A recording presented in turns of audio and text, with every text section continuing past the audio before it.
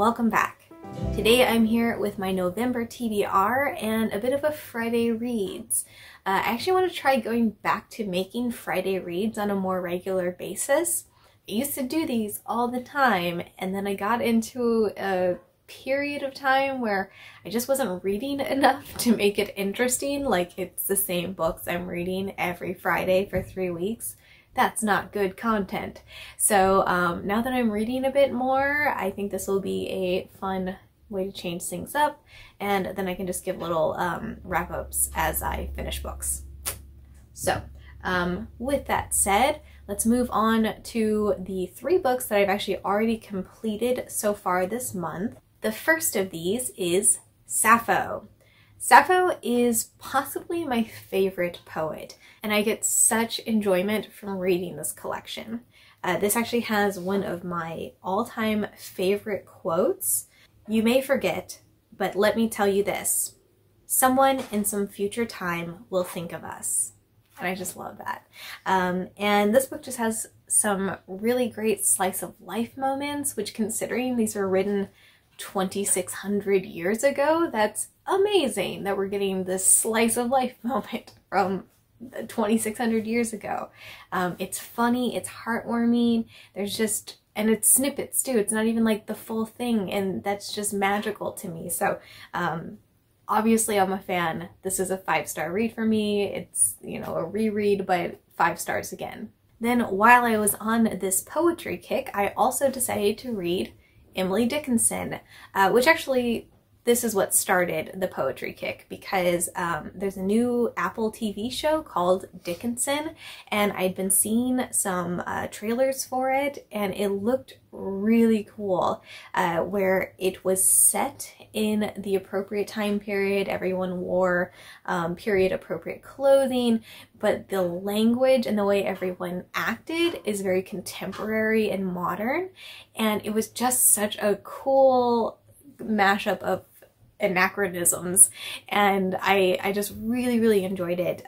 We don't know a whole lot about Emily Dickinson. Okay, I say this, I'm not an Emily Dickinson historian, but I am a fan. It's my understanding that besides a few family members and very close friends, she was something of a recluse. She pretty much just stayed in her house, and like towards the end of her life, she barely left her room. She just liked to be alone with nature or herself and to write. And her poetry was mostly discovered after she passed away, and she wrote a lot of poetry. Yeah, I read some of her poetry for the first time when I was in college, and I had one of those typical college moments where it really blew my mind, and ever since then I've had kind of an attachment to Emily Dickinson. So the point of this is, I was excited about the show, I watched the show, I would recommend the show, and as a result I decided to revisit some of her poetry. While I'm a fan, she wrote so many poems, and a lot of them are kind of meh for me. There are a few that just really blow my mind. I love them. They're some of my favorite poems. And then there's a ton of them that are just, that was YT jumping out of the closet. And then a ton of them are just kind of meh. So with that in mind, I actually gave this collection 4 stars because I had to like sift through a lot of okay things to find the gems that I remember and some new ones that I just really enjoyed. So yeah, 4 stars. And the final book that I completed this month is actually one I started last month, and it's called The Inner Matrix by Joey Klein. This book, I talked about a little bit before. It was part of a course that I was taking. The course is called Conscious Transformation, and it's about taking certain thought patterns that are like really deeply ingrained and that you just have had your whole life, and working through them, getting down to their core, and then establishing new patterns that are maybe a little bit healthier, or that are, you know, geared towards giving you more peace in your life. And you can read this book many times with a different like area of your life that you really want to address, and I think it would be useful every time. I had kind of a hard time rating this book. I'm gonna say I'm giving it 4.5 stars because I had some hugely transformational moments with this book and this course. There are certain memories that I obsess over and that I have done so for years, and they have no bearing on my life, but I cannot stop myself from replaying them in great detail and like emotionally going back to when they were happening. And that's the kind of stuff that's just a cause of great anxiety for me. I have tried to work through different ways that I can kind of refocus myself, and that seems to help. It's something I've worked on in therapy, but going through this course and going through this book and doing meditations with it got me to a place where I have stopped obsessing over these memories. There are some specific ones that were like on my greatest hits list and since going through this, they have not popped into my head once. And that's amazing. Like, I cried when I was doing one of these meditations and like realized, like, I felt that attachment to it leaving. It was huge. Like, I cannot give this book a low score because of all of that. But it was one chapter that did actually bother me a lot, and because of this chapter, I cannot give this book a perfect 5 stars. So it was the chapter on physical health. The book basically goes through first your thoughts, and then your feelings, and then your relationship to your physical body, and then your relationships to other people, and then sort of this whole like wrap up chapter. In the physical body one, there was stuff that I really agreed with. The idea that, you know, like, this body is a temple that my soul lives in currently. And I'm like, yeah, okay, that makes sense. And like, because of that, I should respect it and take care of it. And I'm fully on board with that. And I talked about some specific examples of like this woman who had a genetic condition, and she was like having all these struggles with it and going to different doctors, and started doing this course, and the process of doing all the meditations every day for an extended period of time resulted in some physical changes that actually stopped her genetic condition from like, it turned off that genetic marker or something. And I guess there's some like epigenetics research that kind of backs this, which I know nothing about. And I'm not saying it's not true or valid. It might be, and if so, that's super cool. And as someone with a genetic condition, I'm not going to turn it down and say I'm not going to do this because it's in the book. Like, I would, if this could turn off the genetic marker for EDS, I would for sure meditate every day for my life. But the way the information was delivered, it made it seem as if he was saying every condition can be cured through doing this or improved through doing this, which again may have some truth to it, but I think it's a very dangerous statement to make so boldly and without any sort of but also, you know, like, go to your doctor, but also don't just stop taking your medications, etc. And I don't think it was necessarily as supportive of people who have chronic conditions. Yeah, so there was some stuff that I felt kind of weird about with that. So, with all of that, I still had these huge transformations, and so you see why I had a hard time rating this book. 4.5 stars? 4 stars? Somewhere in there. Then, in addition to those 3 books that I completed, I have another 8 books that I'm hoping to work on throughout the month. The first of these is House of Leaves by Mark Z. Danielewski. This is a book that I actually bought specifically to read in October, and I started it, but I decided in my just infinite wisdom that I was going to wait until Halloween week, because then it would be a very spooky thematic read. This is a thick book, my friends. This is a thick book, and it is like a textbook. And yeah, some of the pages when you get into the, there's not much on the page, but there's a lot of pages that are full, and this book takes a while. It is a meaty read, and waiting until the last week of the month wasn't the smartest idea.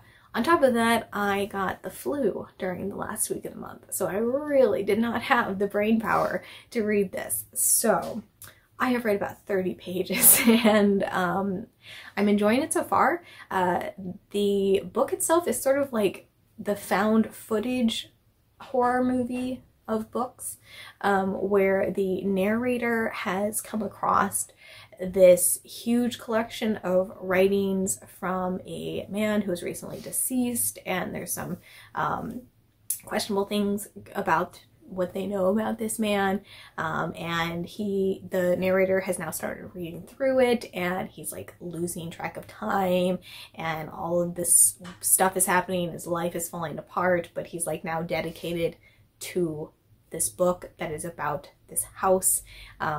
Yeah, I don't really know what's going on at this point, but I'm super intrigued, and I am genuinely still interested in reading more of it. So this is not something that I am actually actively reading at this moment, but I am interested enough that I want to keep it on my currently reading pile, and hopefully I'll just be able to read a little bit here and there and work my way through it. Next, I have The Problem Client, which is book number 1 in The Men of Cafe Soul, or soy. I don't know. It's a French word that means threshold, which is cute, but I don't know how to say it. I'm really excited about this book though, because the author, KP Maxwell, is actually one of my best friends. This book is a queer, paranormal, urban romance. There is an MM relationship, and it is a little bit NSFW, so be aware of that. So I would want to share about this book no matter what, but I have to tell you, I am legitimately excited about this book. When KP and I were once doing some errands together, she mentioned that she had this sort of vague idea for a story, and she was telling me about it, and I was beside myself, thrilled. I could not wait for this to become a thing. So without further ado, let me just read you the synopsis. An irresistible client, a carnal arrangement. What if he doesn't want it to end? Damian Lambert has been working at trendy Cafe Soy in Portland, Oregon for several years to pay off some old debt. By day, he helps manage the cafe's daily operations, along with his handsome coworkers. By night, well, let's just say there's more than coffee on the menu. That's my favorite part. On the floor above the cafe, mysterious magic doors open to hosting rooms where cafe employees take clients and satisfy their darkest desires. When Damien has finally paid off all of the debt from his past, he's looking for a fresh start. But there's one client left that he just can't seem to say no to. The Problem Client is the first book in a steamy urban paranormal romance series following the men of Cafe Soy and their male clientele. This book was just released earlier this week, so I'm just now starting in on it, but it is available on Kindle for just 99 cents, and it's going to stay 99 cents until I think November 12th, and then I think it's going to go up to like $2.99. I am super excited, and I am so proud of KP for doing this and accomplishing this, so if this is at all interesting to you, if this sounds at all up your alley, I highly encourage you to go pick up a copy and support my friend in her debut novel. Moving right along, I am also currently reading Cries Mercy by Anne Leckie. This is the third and final book in her Imperial Roch series, and I'm doing a buddy read on this one with Jess. This is a space opera series with some amazing world building and a phenomenal exploration of identities and self and just what that means. It's great, and I'm really excited to see how the trilogy wraps up. This month, I'm also hoping to read The Just City by Jo Walton. This is the first book in her Thessaly series, and I was inspired to go back and revisit this series after reading Lent, which is her latest novel.